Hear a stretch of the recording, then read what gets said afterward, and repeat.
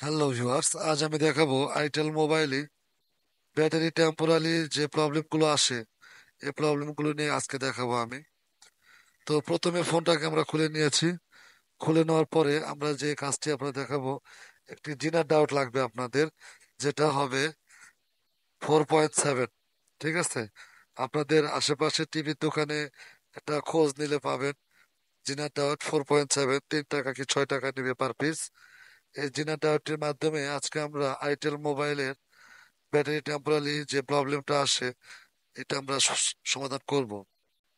তো ভিডিওটি সম্পূর্ণ দেখতে থাকুন।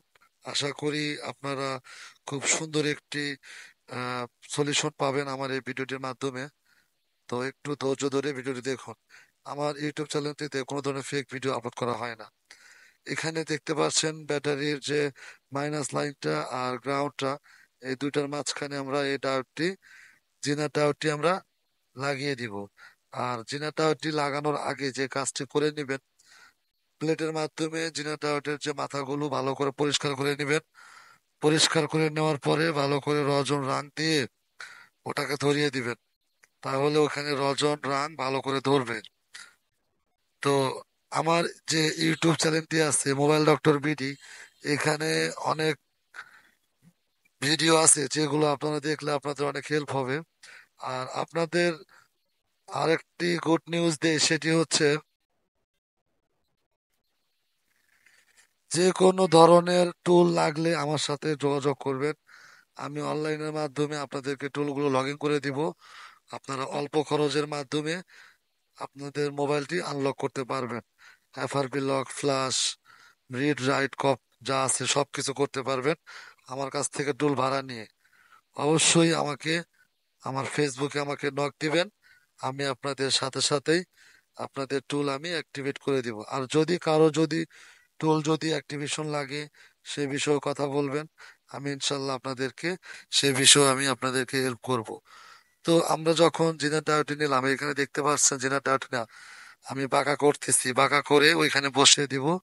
যেটা কালো পাশে, যেটা কালো সাইড, এই সাইডটা আপনার মাইনাসে চালাই করতে হবে। আর যেটা কালো ছাড়া ওইটা দিবেন গ্রাউন্ডে। তো গ্রাউন্ডে দিলে তারপরে আমাদের প্রবলেমটি আশা করি ইনশাল্লাহ সমস্যাটি সমাধান হয়ে যাবে।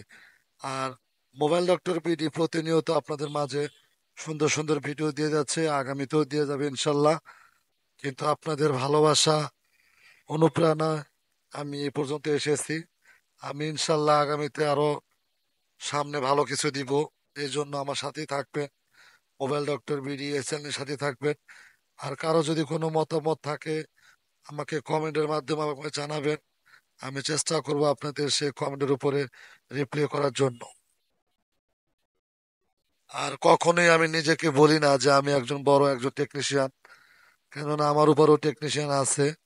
আমার মাথায় যে যে ব্রেন গুলো আছে বা যে নলেজ গুলো আছে সেইগুলোই আমি আপনাদের মাঝে প্রেজেন্ট করে থাকি, যাতে আপনারা লিস্ট নিজেরা কিছু করতে পারেন। ঠিক আছে, যারা নতুন, যারা জিএসএম লাইনে যারা পা রেখেছেন, তারা যদি আমার এই ভিডিওটা যদি ফলো করেন বা আমার ইউটিউব চ্যানেলটি ফলো করেন, আমি আশা করি যে আপনারা এখান থেকে অনেক কিছু শিখতে পারবেন।